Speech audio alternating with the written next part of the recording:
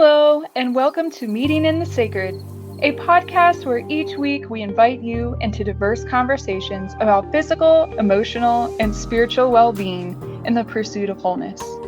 My name is Danielle Chandler. I'm a Christ Path mystic and wholeness coach. And my name is Theresa Noach. I'm an author, intuitive reader, and spiritual life coach with an eclectic spiritual background. And whether you are curiously seeking, deconstructing, reconstructing, or just feeling lost, you are welcome here. We are recording this live on Facebook, but I'm Theresa Noach, and my co-host Danielle Chandler on Meeting in the Sacred is still in Babyville with her brand new newborn. He's just now 2 months. I talked to her the other day. They're doing amazing. And so I have had the opportunity to get some guests on our show, Meeting in the Sacred. This is actually season 2, episode 10, essentially the 20th episode of Meeting in the Sacred altogether. We are going to be jumping in to a conversation that ultimately is going to lead to our ideas of what it means to raise the collective frequency. This is kind of a cliche term that's really tossed around a lot in the mystic communities and spiritual communities, but no judgment there. I feel like we're all trying to figure out what it looks like, what it sounds like. I think a lot of us are coming from places of some absolute beliefs we had before, and we've had our worlds flipped upside down in some way, shape, or form before and through COVID that have caused us to really look at life differently, go on a spiritual quest. And we all have different reasons for being inspired to do that. But one of the terms that we hear a lot is the collective energy or the collective frequency. So I'm going to introduce right now my guest, Moses Hill. What's up, Mosey? What's up, Theresa? I don't even exactly know where to start. So this is not scripted. I did not send Moses an outline because we have known each other since we were kids. We go way back, right? Way back. 15, 16 years old is when we met in Calvary Assembly of God. I want to say it was a Assemblies of God, but it was very Pentecostal-ish. I mean, yeah. a lot of our outreaches were to tent revivals. Did you go to any of those? I don't think so. No. We had so many life-changing things that happened simultaneously in both of our lives. And the first one was losing one of our closest friends to such a horrible death. 2, actually. We lost Jeffy and we lost Jennifer. Oh my God, yes. So here we were, just kids, silly, goofy teenagers, believing that our purpose in life is tied to this heaven or hell understanding of God and getting it right and wanting to be approved of and wanting to be loved by this God and bringing all our friends to youth group to get them saved. Because that was a big thing for us to bring our friends and get them saved. And we experienced these tremendous losses, which, gave us that bond as friends, just a deep, deep bond that we went on to experience some other tragic things together that we were part of. We'll dive into that. After these things happened, we just completely lost connection for how long? Almost 25 years, 23. Dude. Yeah, like 20 some odd years. Seriously, I mean, like I was off into a very dark season in which I was in multiple domestic violent relationships, emotionally abusive relationships. I was abusing myself. I definitely had a death wish. I looking back now, I know that I was hoping that life would just take me out. I was living that way. I was living like I wanted to die. And I was continually putting myself in relationships also with people that were in alignment with that, that were in alignment with that frequency. I felt worthless. I felt useless. I felt hopeless. And I was attracting all of these relationships. And it blows my mind how, even in the midst of being a vibrational match for that which we believe about ourselves, even in our darkest moments, yet somehow there's a spark. Somehow there's a spark in there that ends up also being a frequency match for a lot of times that door that opens, that brings you into that place of leveling up, that place of elevation, that place of enlightenment, growth. You know, like when I met Joe, we were trauma bond wound mates, right? Mm. Our journey together over the last 18 years is very karmic and has been extremely challenging.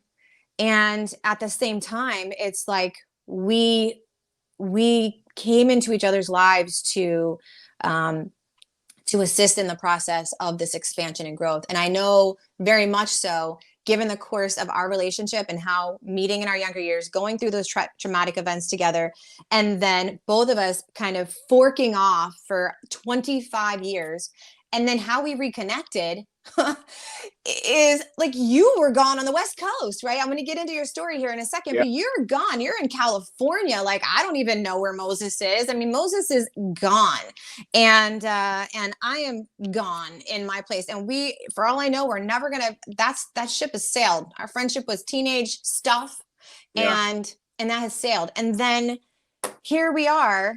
I have Eliza, who you knew when we were teenagers, my best friend since I was 9.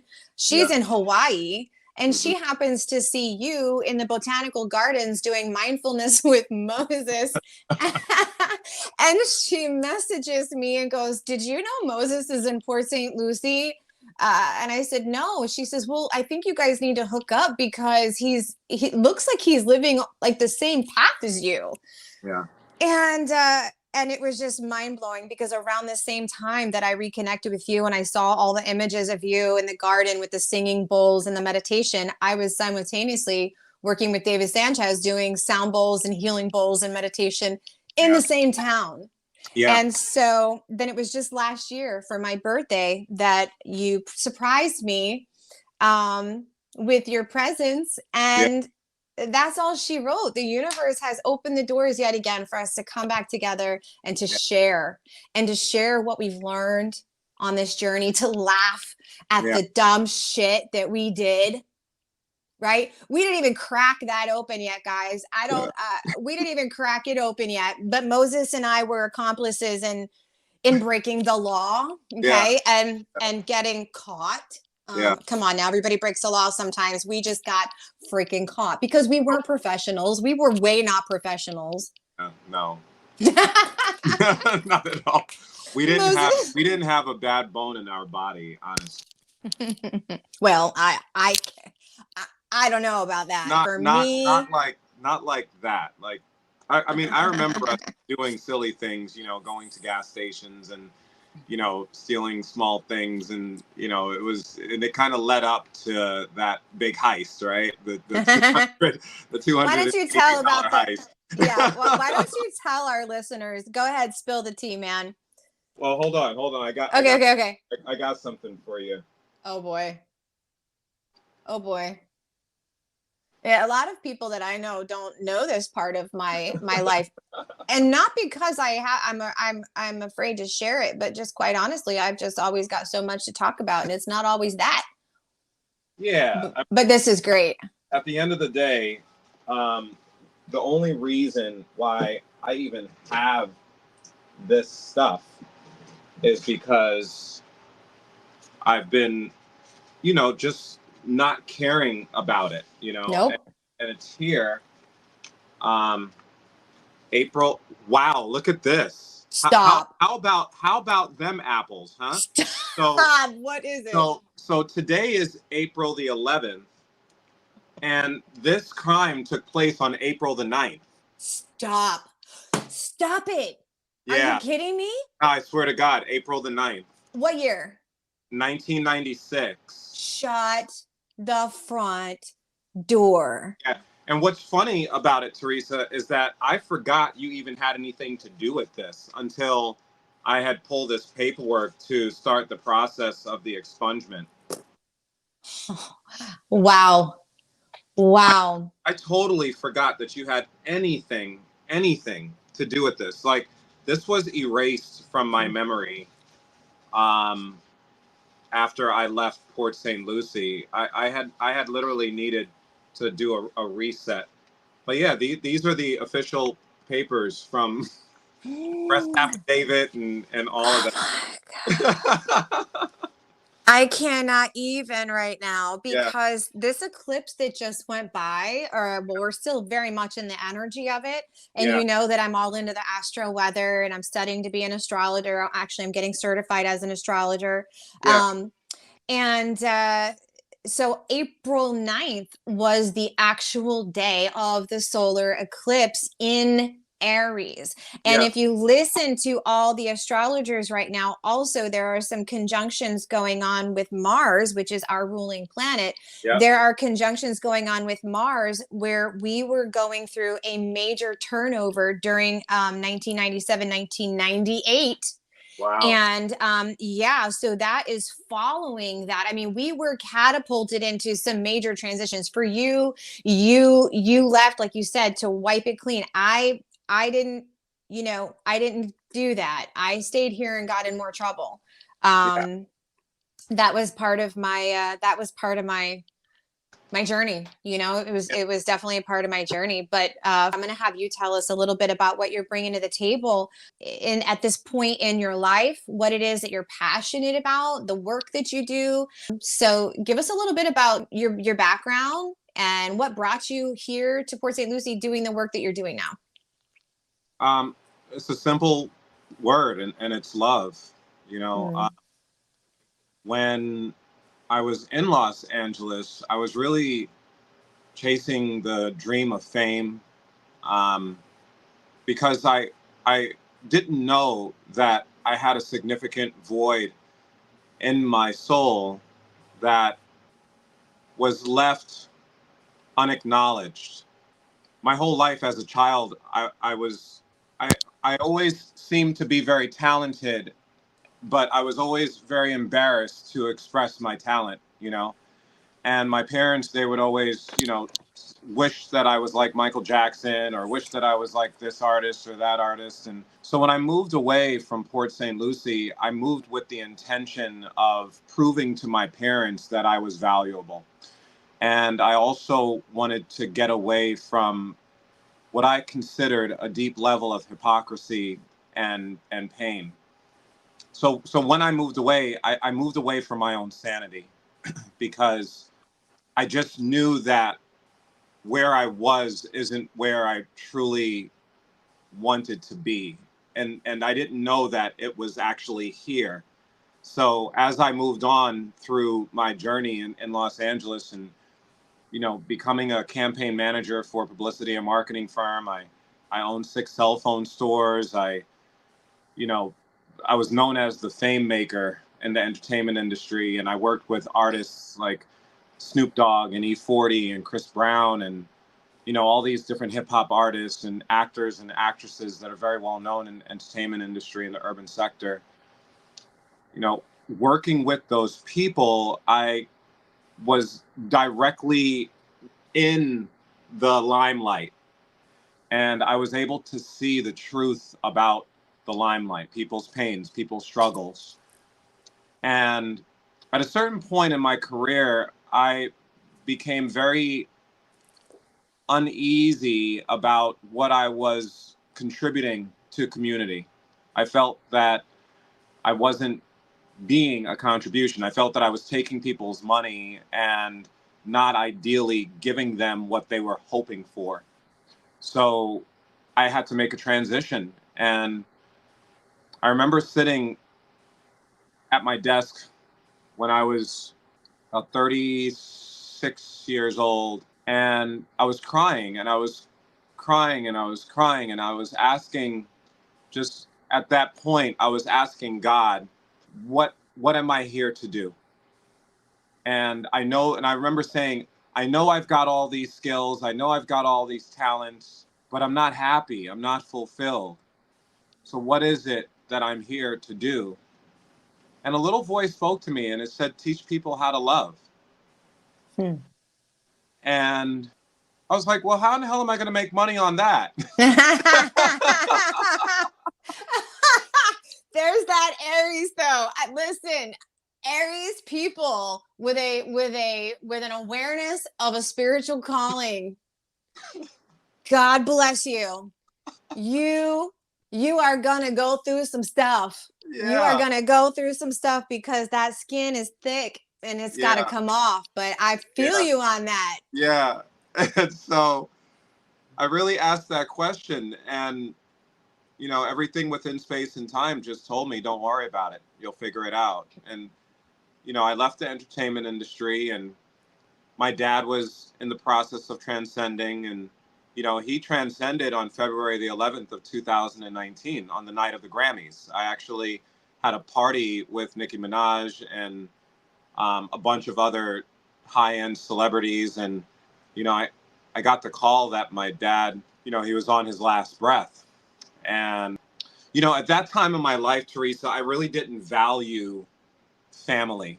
I really didn't value connection because I was always disappointed by it. I always found myself wanting to do more for people than what was being done for me. And this was a part of my learning. This was a part of my journey, was to recognize that there is no one out there that can do for me what I am unable to do for myself when it comes from a standpoint of wishing that I wasn't disappointed with the interaction that I have with people. So I missed my grandmother's funeral because I was working. I missed my grandfather's funeral because I was working. I missed my dad's day of his transcendence because I was working.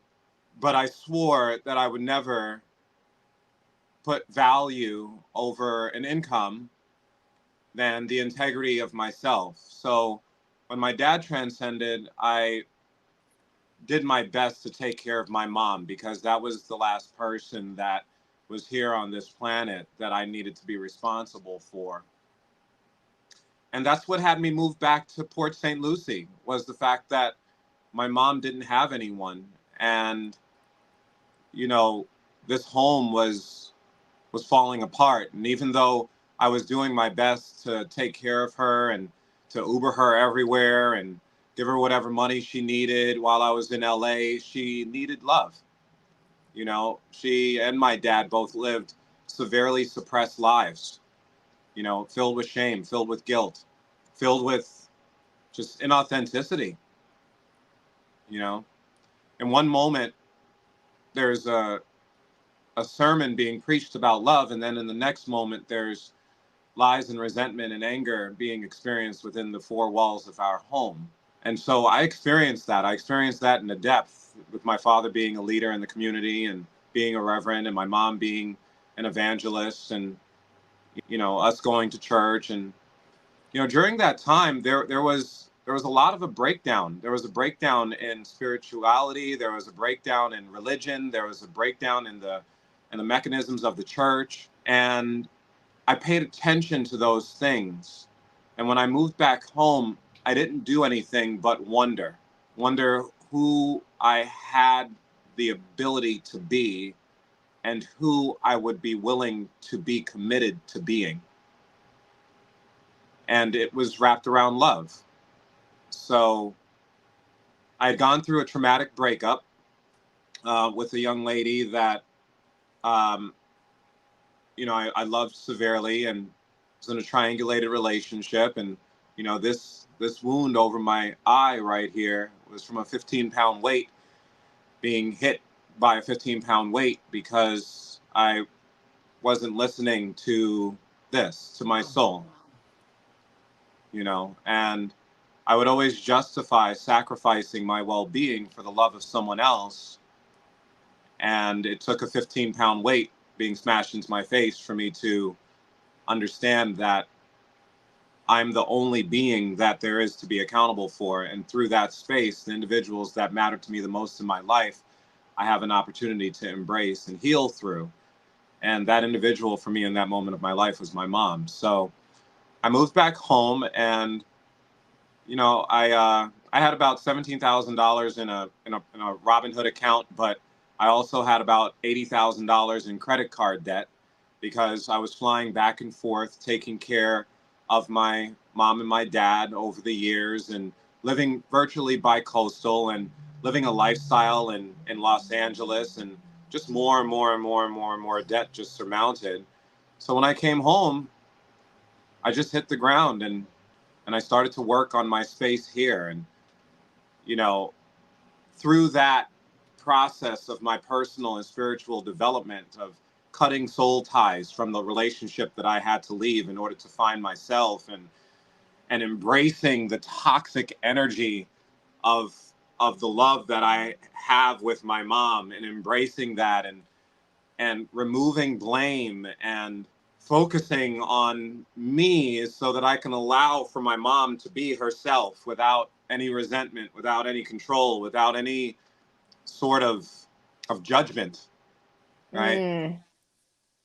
I had to work on this soul, and from there, I started God's Hands Hypnosis, which is my private practice here in Port St. Lucie. And as I was seeing clients, I was still in the process of healing myself, and reading books like Napoleon, written by Napoleon Hill and Don Miguel Ruiz, and Stephen Covey and Dale Carnegie and all these other authors.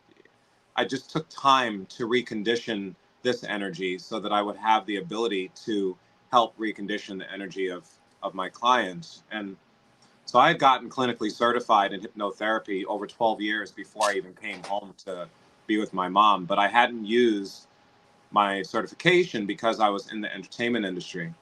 But moving back here to Port St. Lucie, there's no entertainment industry. So, Mm. I had to do something. And I did Ubering, I did handyman work, and all those things to start this business, which is God's Hands Hypnosis. And then from there, I ended up starting a nonprofit called The Created Soul, and the Soul, SOL, stands for the Sanctuary of Love, which is my brand, um, which is ideally what my mindfulness experiences come through.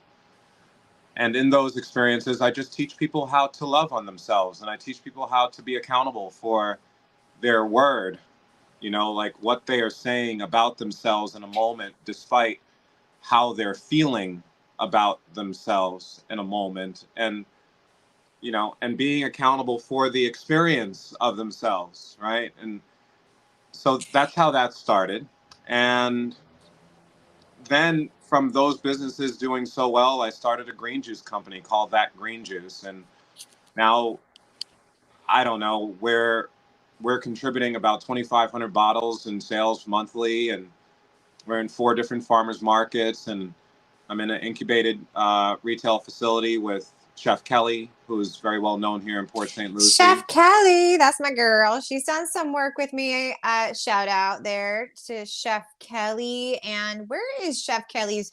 What is the name? Chef Kelly's restaurant is Chef Kelly's, right? It's on Port St. Lucie Boulevard. All right. So Yeah. a lot of our audience is not in our area. So for our listeners, Moses and I are in the Treasure Coast on the east coast of Florida, on the southeast coast of Florida. Our YouTube listeners and a lot of our Facebook people are from all over the world. And I know that Moses also does work remotely, right? You do your Yeah. therapy remotely. So I literally just had a digital session with a young lady that's in Amsterdam yesterday, and I have clients in Vancouver, in Winnipeg, Canada, in Los Angeles, different parts of the country. So yeah, I do digital sessions around the world. yeah, so our listeners can we'll put some links in the description section for them to be able to connect with you if they'd like to. But I was really excited about us being able to have this unscripted dialogue, this conversation, as you called it the other day. What did you call it? Conversation. Conscious conversation. And I think in trying to remember what you said, I came up with like 4 more titles, like universal dialogue. I was like, wait, what did he say? I came up with like 4 more titles for us. But I was really excited about it because, we what I'm hearing you say is that you had these pivotal moments where you reckoned with yourself, which I think is beautiful. I mean, you obviously had an opportunity to, getting hit upside the face literally with a 15-pound weight is enough to knock you into another dimension psychologically, mentally, and emotionally. Um, you The beauty know, of it is that we're still friends, her and I.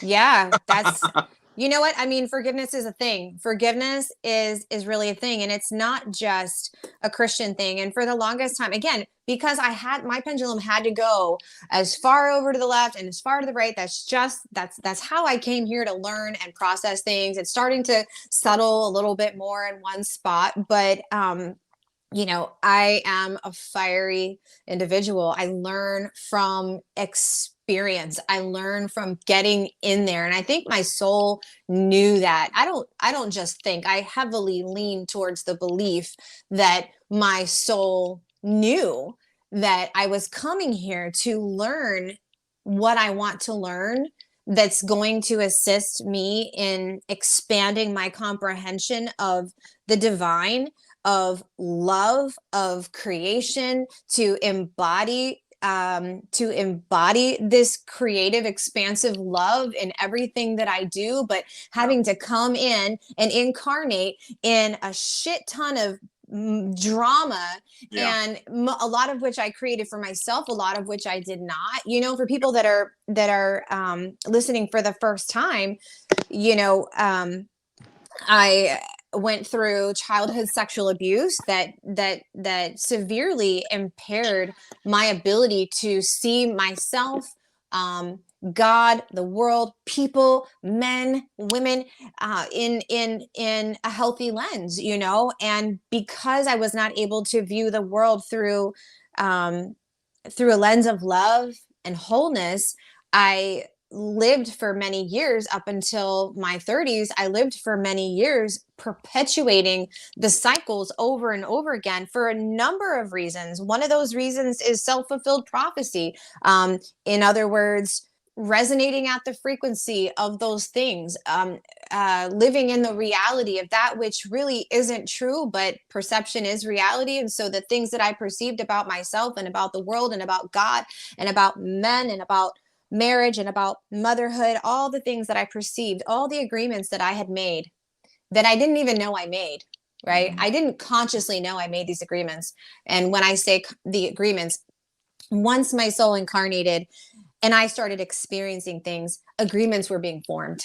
Agreements and contracts were being written, that would serve to lock me in these patterns for a certain amount of time, to continue to experience them. And I got chills. And in Christianity, we would call that going around the mountain again. The difference is, in Christianity, going around the mountain is a shameful, bad thing. Like, you didn't get it right the first or even the second time.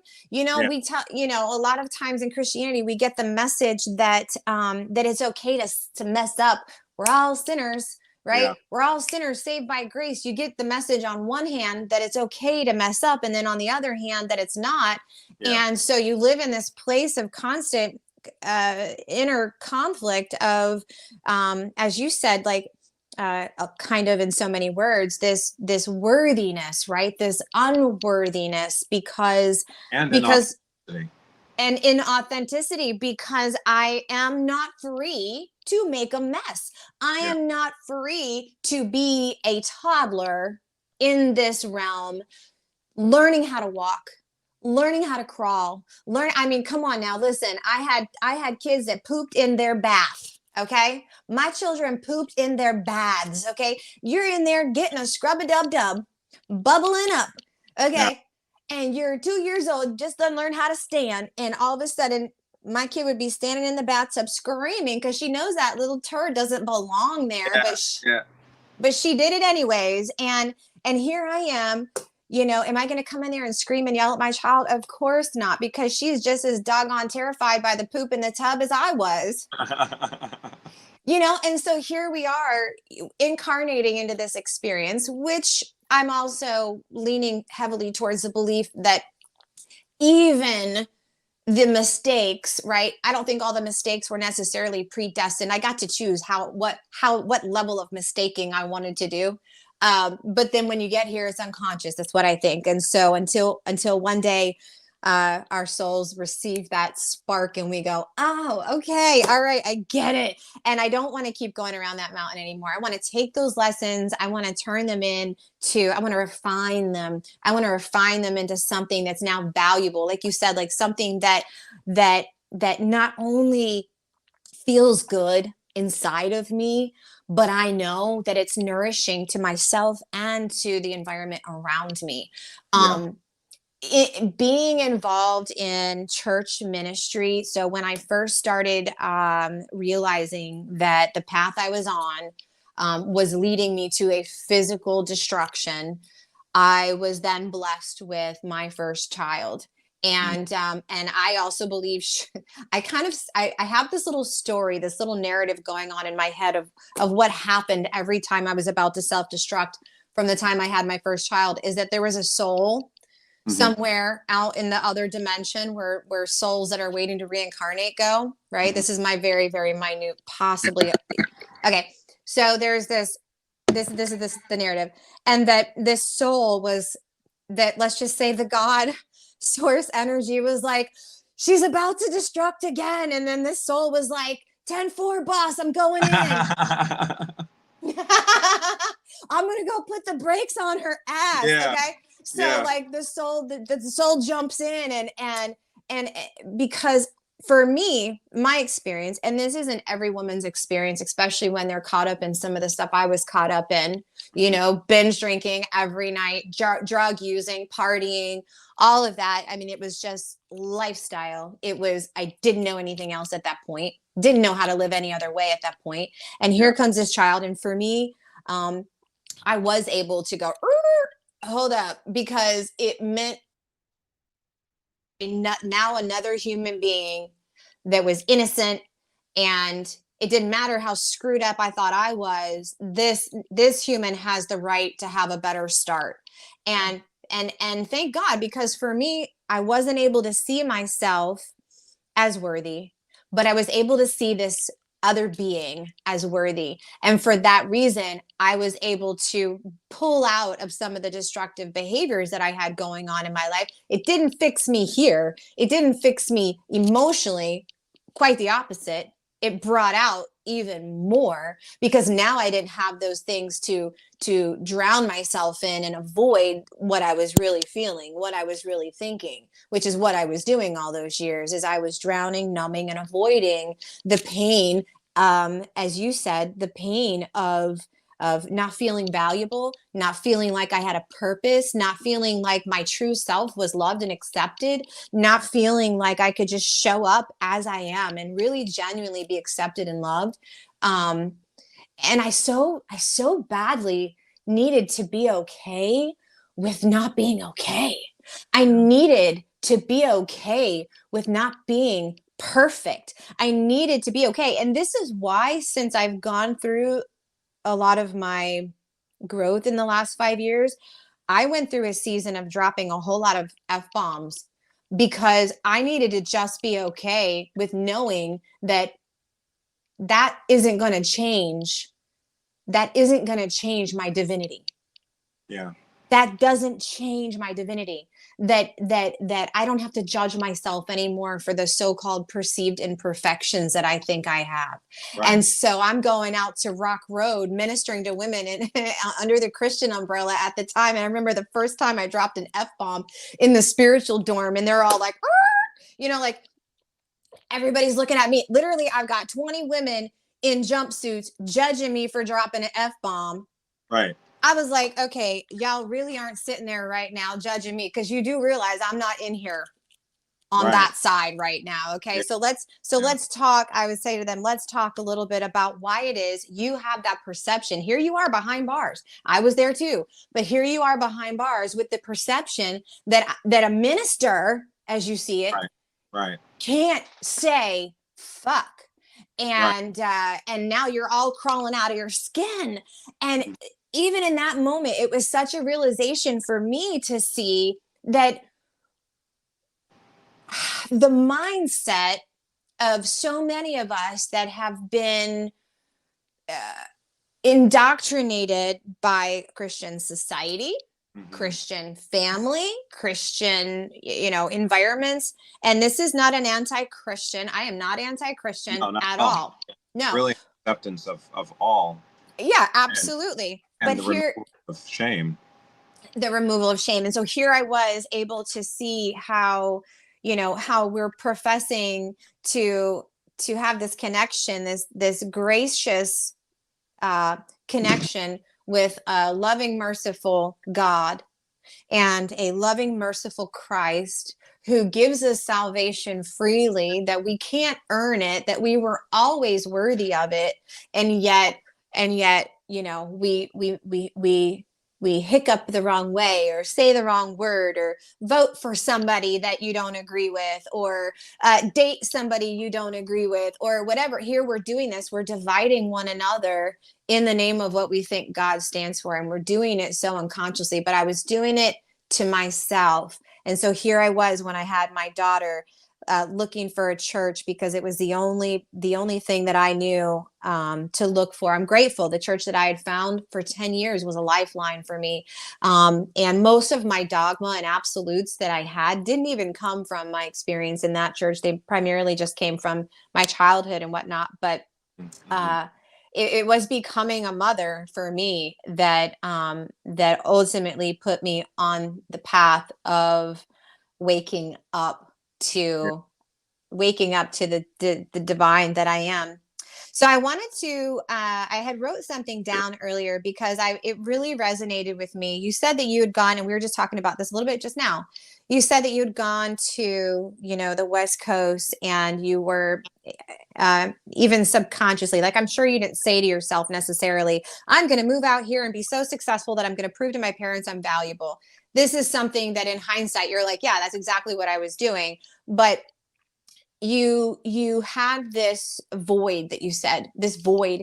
And then you went on to say that the void was also this place of feeling that you had to prove that you were valuable. So if you could crack open a little bit more about what it felt like, looking back, like, what were some of the effects of living out of that place, being driven by a need to prove to primarily your family, that you were valuable? Well, really, anybody that was willing to give me attention is who I was proving it to.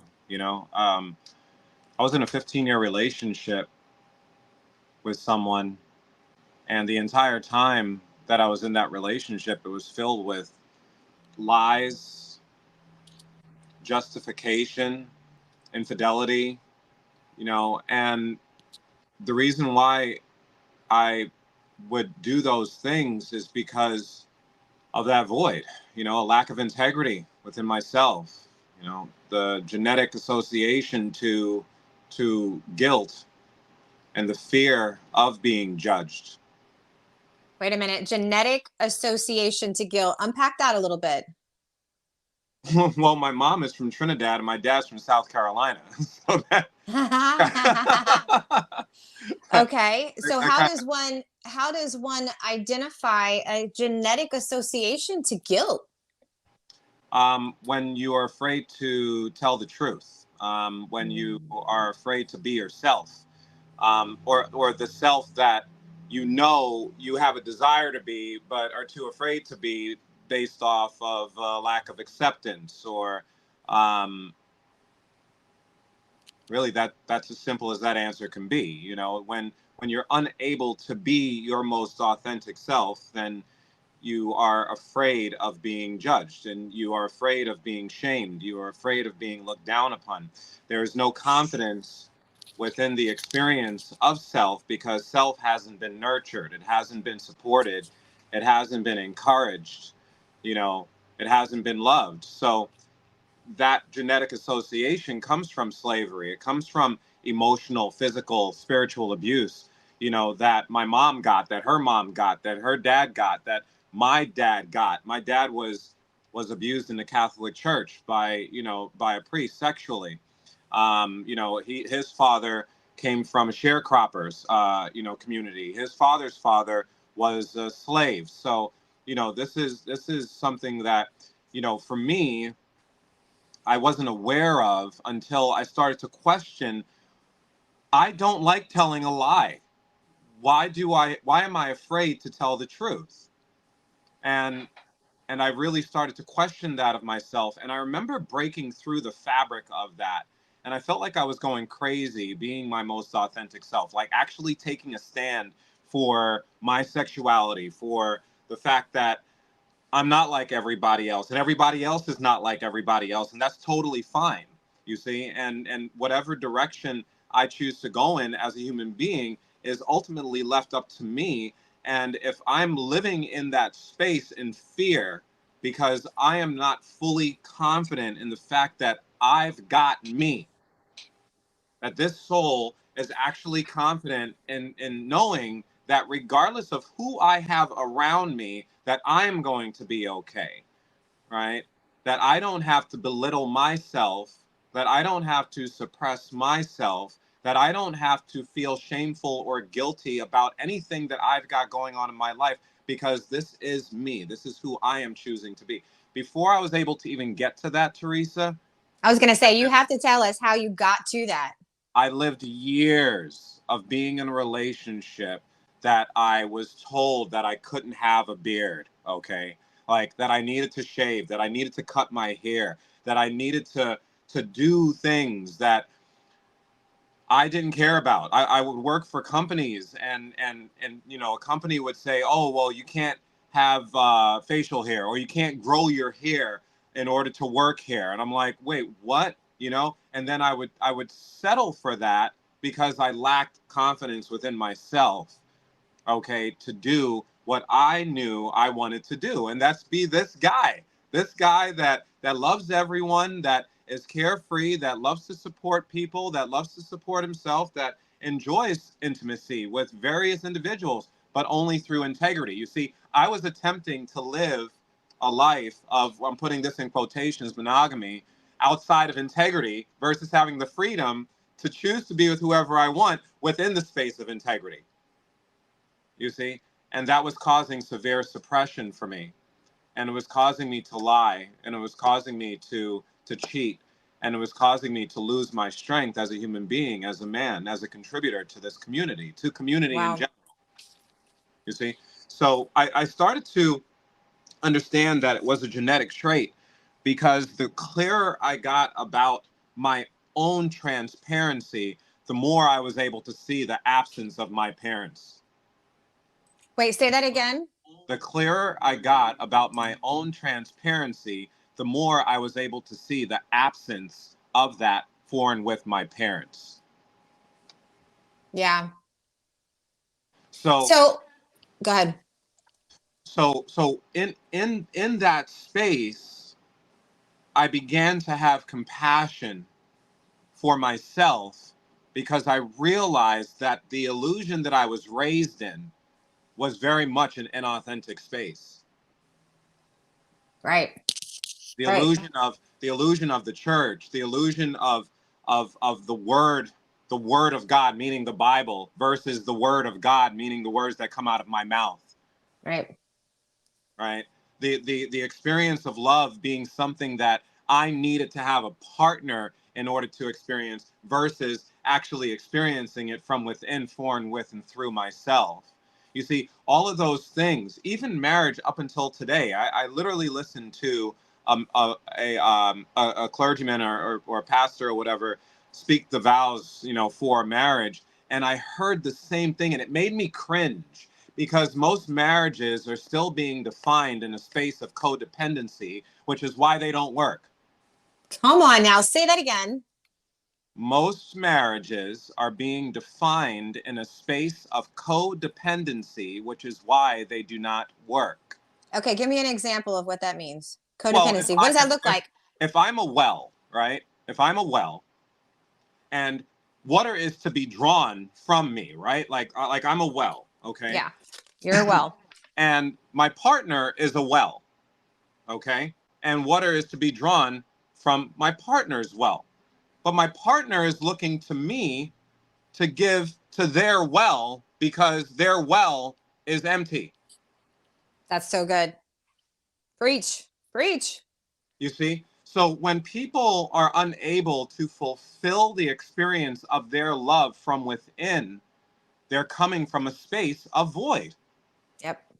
Which is why blame happens, which is why jealousy happens, which is why domestic violence happens, which is why betrayal happens, which is why abandonment happens, which is why isolation happens. People literally get married and then they go sleep in separate rooms. Yeah. It's because they are unable to, unwilling to, and unaware of the opportunity to embrace the love that they are able to nurture for and with and through themselves. Right. They are unable to. So what comes to my mind is, people that are listening right now, so many people are already in marriages. They've already or been married and divorced. Maybe they're a single parent. There's a lot more single dads out there today doing their thing, getting their hustle on. So we're not just going to talk about single moms, but you've got people that they've already created a pretty extensive web in this life, right? And then they're going through, like, they're probably listening to this podcast right now because they are going through some type of enlightenment or expansion, or they're curious. Like Meeting in the Sacred, our podcast is for seekers. It's for deconstructors, reconstructors, and people that are feeling lost, right? So people are coming to this dialogue from so many different places. And I don't want to use the word struggle, but I am still in a place of clarifying and understanding how to communicate these concepts to people that are so deeply embedded that it would literally take the destruction of their matrix to have any breakthrough. It's interesting because we look at healing and evolution from a standpoint of breaking down versus encouraging, you see.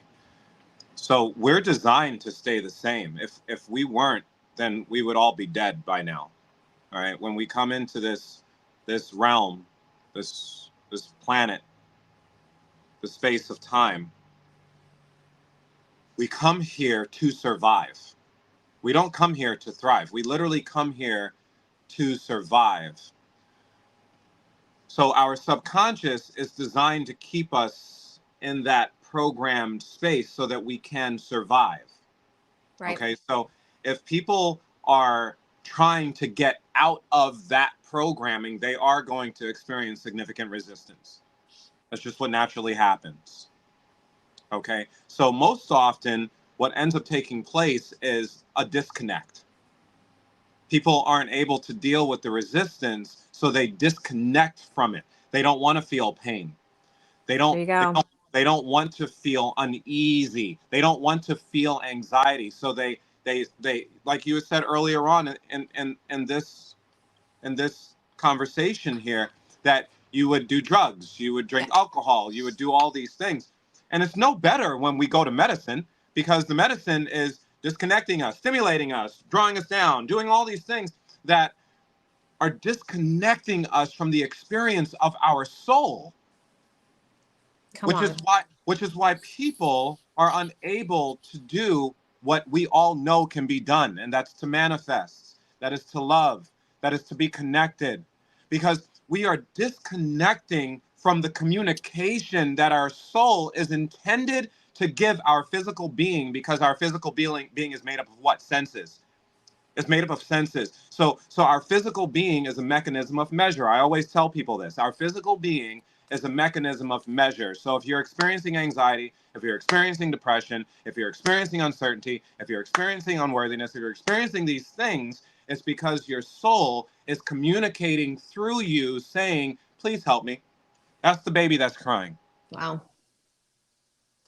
And then we're ignoring it. We're putting a pacifier in its mouth, or we're giving it a whatever. Just we're ignoring the cues, right? Yeah, we're actually saying to it, you don't matter to me. You don't matter. Shut up. That's what we're actually saying to our soul when we take anything to distract ourselves from said experience. Now, there's multiple parts to this, though. There's the soul, there's the heart, there's the consciousness, there's the subconscious, there's the physical body, right? And then there's everything within space and time that exists. I mean, so many people were impacted by this eclipse. So many people get impacted by retrogrades. So many people get impacted by the lunar cycle that we exist in, month out.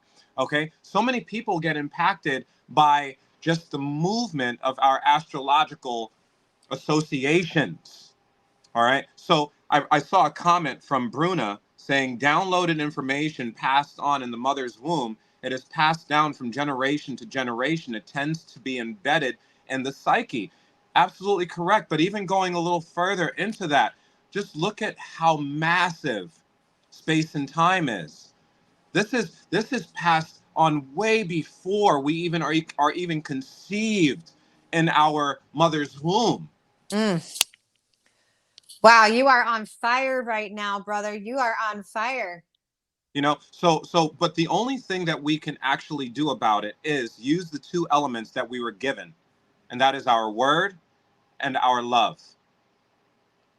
That's the only way that we can transform through any of this genetic, universal trauma that is passed on through our energetic spaces. Okay, we feel, and we can understand how we feel because we all feel, regardless if you're Jewish, if you're Muslim, if you're Christian, if you're agnostic, it has absolutely nothing to do with anything else besides the way that we feel. Okay, and we all know what good and bad feels like. We all know what hot and cold feels like. We all know what up and down feels like. We all know these things. So if we're not managing the experience of our soul, then we're not doing what God has intended for us to do. We are literally designed to love on the energy that we've been given to grow through. That is what we are here to do. That's why we have senses. That's why we have word. That's why we have the separation between our consciousness and our subconscious, because we have to redefine through embracing, through encouraging, through having patience. We have more patience with people that are outside of ourselves, okay, than we do with our own self. We fight to get other people to understand us more than we fight for us to understand ourselves. So true. Wow. The problem is that people don't understand the principles that we have at play. And one of the main ones that I coach people through and that I work people through and I work on myself through literally every single day. We started this conversation before we got on video that I'm still learning. It's a continuous journey. There is no master to the experience of life. As a matter of fact, the master understands that the journey continues in every moment of said existence. Okay, so I'm still learning how to manage this one law, this one beautiful law, and it's the law of reciprocity and reflection. It's just like the law of gravity. It's just like the law of inertia. It's just like these laws that really you can't do anything about, right? It's the same thing as the karmic law. It's the same exact thing. The way that an individual interacts with themselves is how their external life will be experienced. Wait, say that again. The way the individual interacts with themselves is how their external life will be experienced. We could say that like a mantra a few more times, because that is so empowering. It is so empowering when we take a minute to really marinate on that law, right? It cuts blame. Yep. It cuts resentment. Yep. Right? It actually opens up the opportunity for an individual to say, you know what?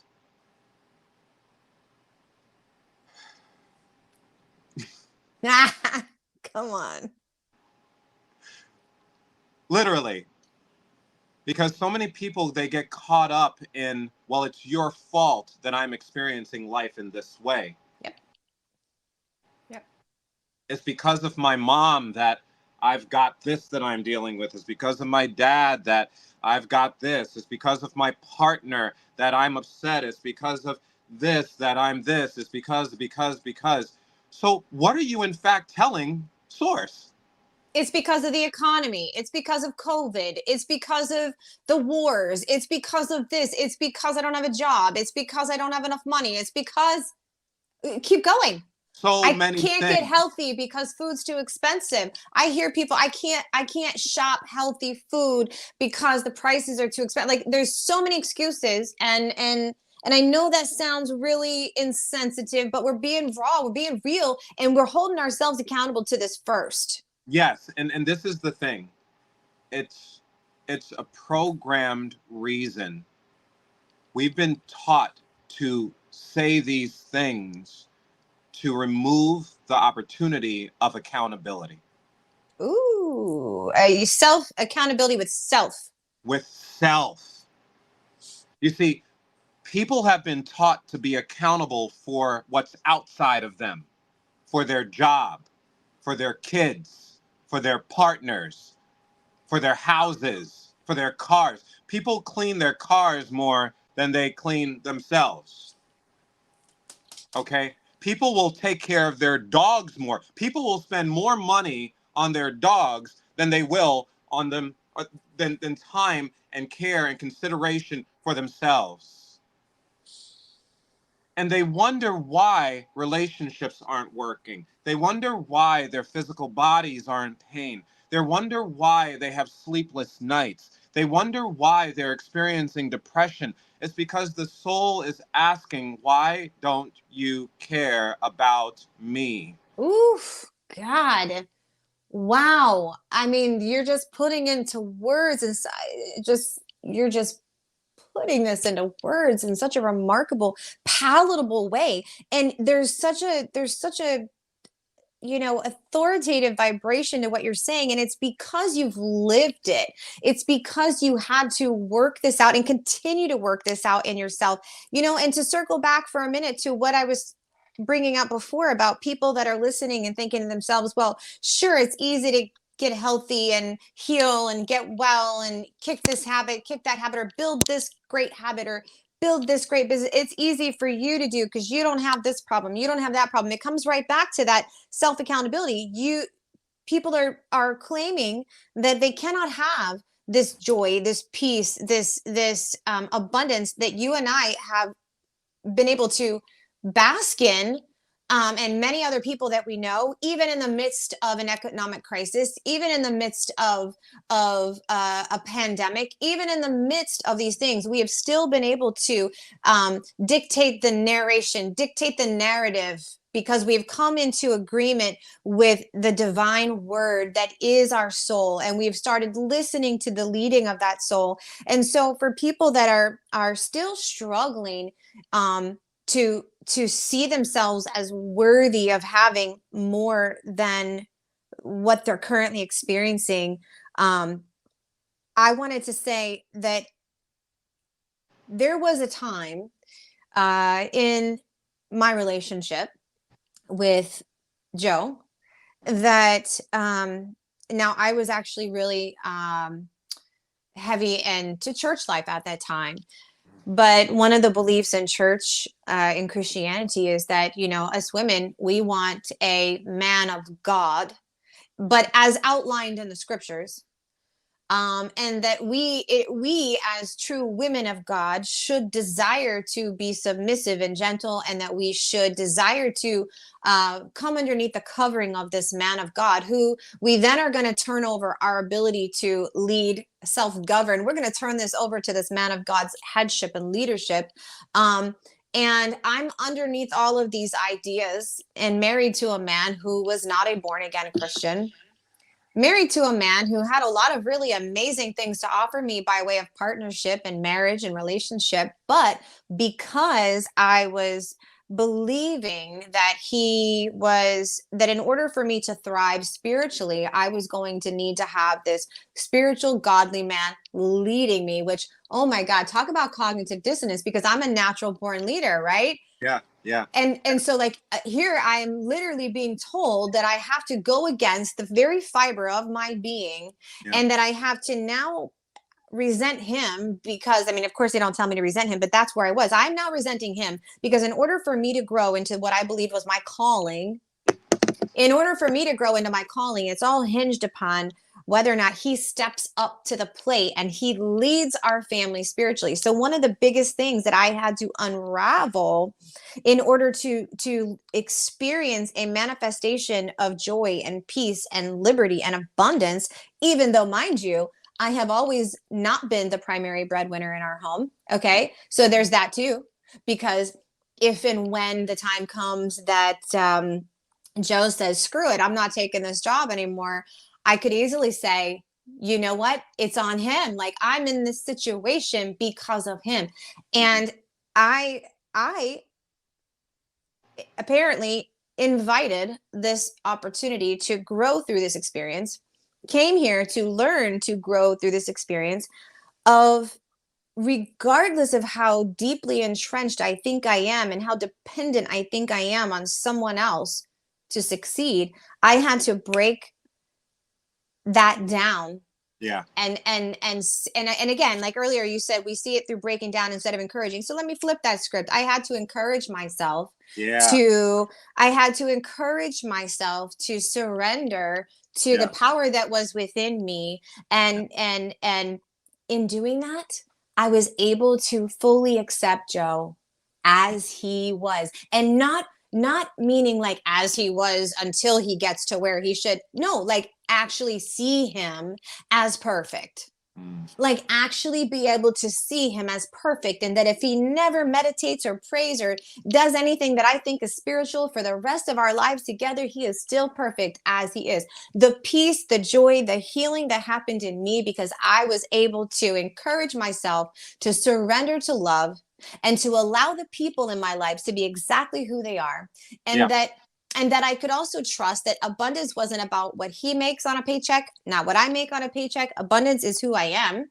Absolutely. And so now nothing nothing really matters anymore, because I already know that everything really is inside of me. And so when the tangible manifestations, the cash flow, the investments, the stock in the refrigerator, whatever, the manifestations of wealth and abundance, when these things go through shifts, as they do, when they go through shifts, there's never any longer this. Now, I'm not saying I never have to work through old programs here in this department. Yeah. Well, that's the whole thing. And what you've effectively done is you've been able to have the opportunity to work through that law of reciprocity. And what that really looks like is you encouraging yourself to see and experience yourself as a worthy, valuable individual, is allowing for you to let people, whoever it may be, whether it's Joe or parents or a child or whomever, to be who they are choosing to be, because you are choosing to accept and embrace and encourage yourself through your love, which means that you don't need anyone else. And when you're coming from a space of abundance, when you're coming from being source and being experienced as source, then you can share. That's when the well actually becomes functional. You're able to share. People can actually draw from you, and you don't feel weak. Um, you don't feel impacted. And when you do feel impacted by it, you're able to be still. You're able to take better care of yourself in that moment. You can get away from the blame of the association, and you can get into the accountability of the experience. I literally tell people all the time, the biggest opportunity for your self growth is when you hear yourself blame someone else for the experience of your life. As soon as you hear that, that is an automatic trigger to allow for you to see the opportunity to reconnect with God. And what I mean by that is self. It's all throughout the Bible. The people that created God as this masculine being that's external, okay, that has that's sitting on this golden throne, all right, in the middle of the clouds, caused humanity to no longer be accountable for their experience of love. Wow. Nope. That's right. Because if it's good, then it's thank you, God. If it's bad, it's why, God. Yep. Yep. So where is the acknowledgement, Yep. right, when you're Oh, doing good things, and where is the accountability when bad things are being experienced? There's no flow. You're literally just going up and down and looking around and saying, who can I blame? yeah. Who can I thank besides me? And who can I blame besides me? Right. Because also, we're told, which is false humility, we're told that it's prideful to value ourselves. It's prideful to appreciate what we bring to the table. It's prideful. My God, my last couple of years in church life, oh my God, talk about like I was faced with every possible um scenario in this department when it comes to, and obviously people were mirroring back to me, Mm-hmm. right, my own inability to appreciate myself. Mm-hmm. People were mirroring back to me my own inability to perceive my gifts as good, to perceive my expressions, my art as good, to that's all that was happening. Which causes us to give and give and feel more and more unfulfilled, because Yes. that's that law of reciprocity. If we are not acknowledging ourselves, then the external environment will be experienced as being unacknowledged. There you go. There you go. And that's exactly what was going on. It got to a point where it like peaked, and and I'm so thankful because that's where I was able to snap out of some of the restraints that I had put on myself and that I had come into this incarnation with. And I'm going to work on using the encouraging dialogue, because the breaking down part, I guess for me, I think of the breaking down as how, the fibers in your muscle tissues break down before they build back up. Yeah, Yeah. absolutely, absolutely. Well, I And mean, even in cards, even in tarot cards, it's like the towering moment, yeah, but the in nature. breakdown in order for the breakthrough, right? Yeah, And nature. We have that, decomposition. We have to die, fall to the ground, and decompose. And so, in that sense, it's a beautiful thing. But yeah, it absolutely. doesn't necessarily always feel good, Yeah, yeah. Well, and that's the ability to understand the intention behind the language, right? Yes. And for us human beings, it's very, very important for us to be intentional of how we are communicating and through what space we are communicating in, right? Because we can easily slip back into the mechanisms of our programmable state if we're not being fully accountable for the words that we are communicating in the moments that we are communicating them in.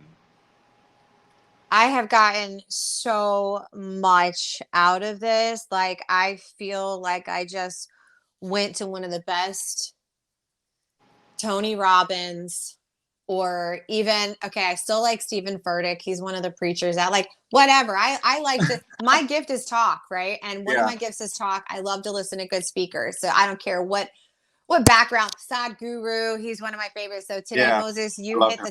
you hit the top 10. I Thank you, really, really, Teresa. I before we get ready to like wrap up, we started off with, talking about how we can participate individually in raising the collective frequency. And so I wanted to do what we did, which was just allow this to organically unfold, which I think it did beautifully. Yeah. And to circle back around to how do we bring like all of these points that I think, really highlighted, including you bringing in the law of reciprocity, also self accountability. I mean, it's almost just clear as day. Again, just like in the last episode that I had with Jessica Poirier, which, by the way, if you're listening, I'm having Jessica Poirier on in another couple of weeks. Woohoo! I'm excited about that. Side note. So, what we concluded really in the last episode was that raising the collective frequency is really about the art of living your life to its full capacity, about listening to the guidance of your soul and tending to the garden of your soul. Can you talk to us a little bit about maybe some practical ways that our listeners can make some strides in the right direction of feeling like they are raising their personal vibration, right? What does that mean? How can they do it? Because ultimately, I think if we help give people the tools to get into alignment with the divine, that essentially is raising your frequency, right? We want to 100%. be a vibrational match for the highest realm possible. So go ahead and give us your thoughts on that before we close out. Well, once again, the physical body is a mechanism of measure, okay? And just this week, when we first started this conversation, I told you, and you had mentioned that I'm still learning, okay? And to understand that when it comes to space and time, there is no high, there is no low, there is no northwest, east, south. There's literally nothingness. As far as you can go in any apparent direction, there's endless space and time, which means that we are on this continuous journey together. Okay, so if you are experiencing pain, literally today I'm experiencing pain. All right, and the reason why I'm experiencing pain, physical pain, is because I've been going and going and going and producing that green juice and making sure that we've got hundreds of bottles to sell on the weekends because I want to fill the demand and I want to make as much money as possible and all these things that are outside of myself. Okay. Once again, lesson learned. All right. So the ability for individuals to understand that these lessons come through discomfort. We are able to embrace discomfort and take the time that is necessary in order to nourish ourselves in whatever way that means for you. You know, when I came home today, I took my yoga mat, I went outside in my backyard, I laid underneath the sun and I just laid there. I was in severe pain. I'm talking about crippling pain. Okay. And I just laid there and I stood on the ground barefoot and I just breathed and I was communicating with myself and I said to myself, my body is healing. And what people fail to realize is that kinetically, if you are able to allow for yourself to feel what you desire now, you will begin to transform your environment. Okay? So, what that looks like is using the resources that we have, our hands, our skin, to stimulate our nerves through our thought. This is somewhat how hypnotherapy works, okay? And if you can bypass the critical mind that creates logic and association with your life, if you can bypass that critical mind and go into sensation, go into feeling, stimulate your nerves by expressing what you desire as being experienced now. It looks like this. Since I am in love, I am experiencing happiness and joy. Not I would like to experience happiness and joy, or I would like to be in love, or I am love, or I am happiness, or I am joy. Communicate within the space of your desired existence now. So that starts with the word since, right? Since means it's already happening. It's a very simple word to put in the front of anything that you desire. Since I am a wealthy human being. I am ambitious to work and to be mindful of how I am using my money. Since I am successful, I am making wise investments and I am using my time wisely. Since I am knowledgeable, I am enjoying reading and absorbing new information. Since I am a contributor and a speaker and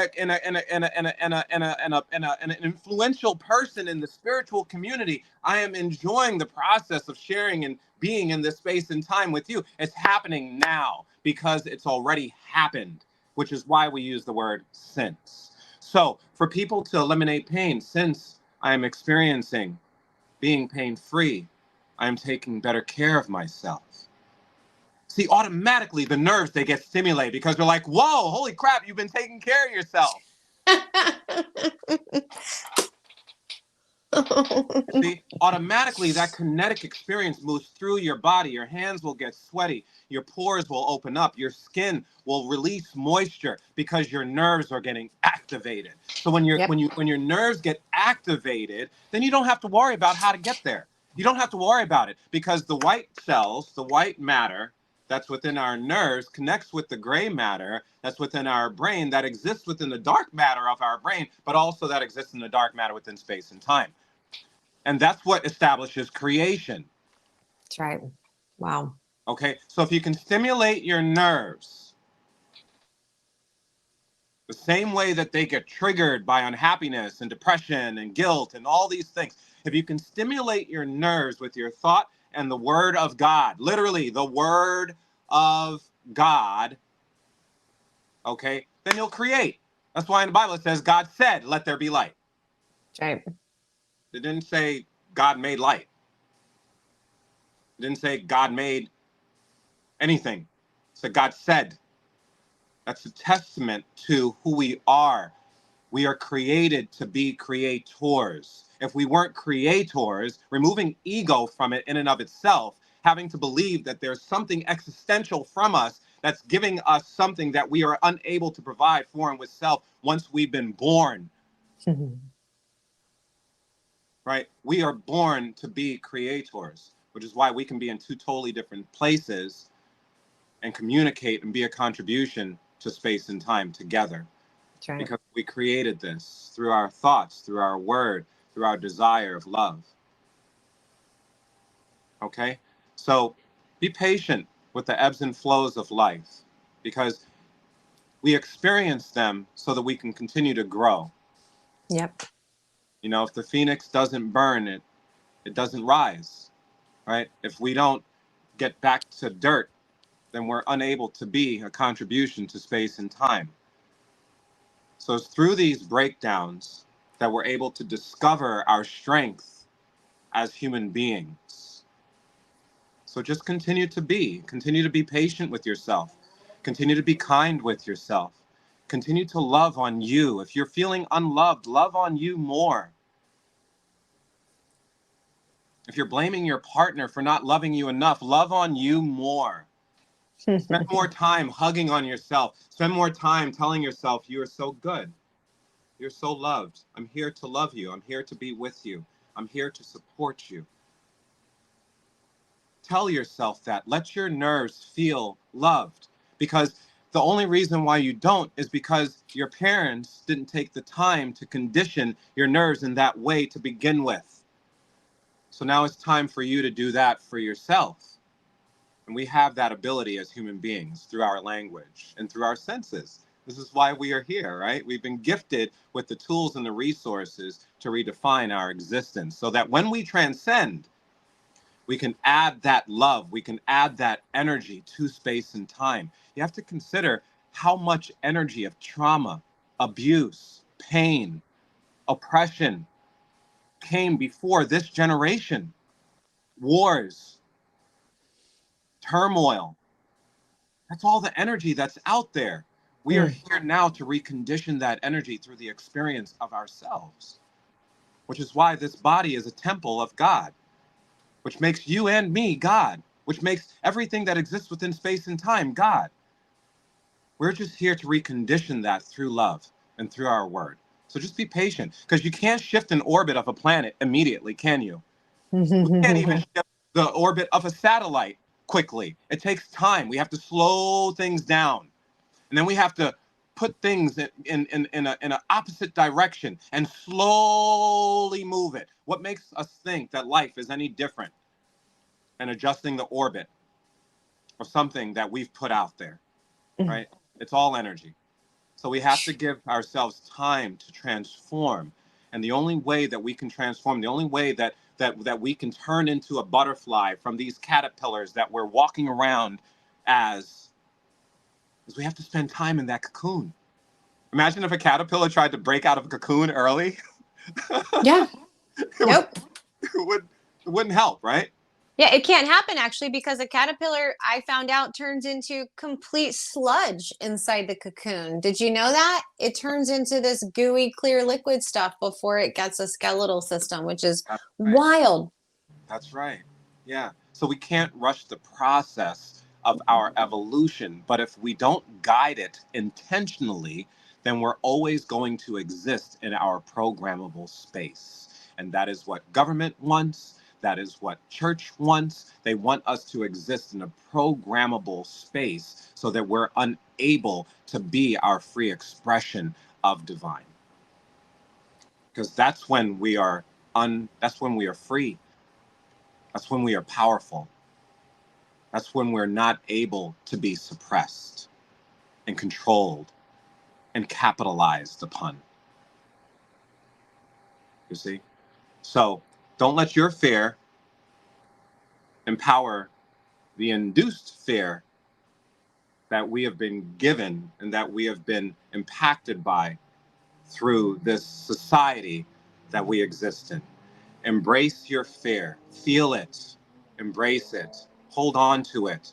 Tell it that you love it. Tell it that you feel it.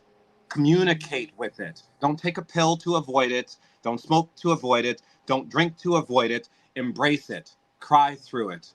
Hold it. Love it. And I guarantee you that you'll feel less anxious. You'll feel less depressed. You will have more moments of happiness and joy. And by those moments being established within the space of your existence, it will reinforce that existence so that more moments of joy and happiness exist over pain and misery. Law of attraction. Law of attraction. Incredible. I'm so absolutely thankful for you giving your time today to our podcast, Meeting in the Sacred. And we're going to have to wrap it up, though. I know we could just keep going. So maybe we'll do another one day.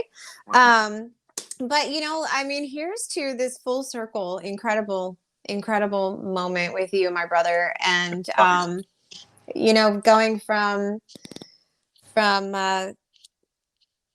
what you have in your hands, those legal documents there in 20 to that, what I wrote it down somewhere. 1996, April 9th. I mean, literally a few days away from, how many years would that be? 30? No, wait, 96. 28. Thank you. Almost 30, almost 30 years to the day. Yeah, literally. We're having a conversation about a prosperous existence, and we were just starting to embark on that journey. It's just mind blowing. I can't tell you how thankful. My birthday's coming up again in a couple days. 420. 420. Yours is, wait a minute. When's yours? Mine was April 1st. Oh my God. How did happy birthday. How young are you now? 47 laps around the sun. Okay. All right. I'm coming up on 45 and on April 20th. Great. Thank you. You too. I just feel like, you know, this space and time that we're in right now is just filled with bliss. It's filled with joy. It's filled with intention and purpose. And I feel so good that I can have this moment with you, feeling the way that I am feeling. Because you knew me when I was a child, and, you know, tons of flirtatiousness, tons of, you know, just a lot of defense mechanisms, that overshadowed who I really felt myself being, and that was an unworthy human being. And in today's time, I know that I'm worthy, and I know that I'm a contribution, and I know that I'm able to love myself, and I have the freedom to love whoever it is that I choose to love, and I have the freedom to be whoever it is that I choose to be. So I'm just really grateful that you called on me to be in this podcast with you and to spend this time with you and to be this contribution. And I just love you so much for it. I love you too, man.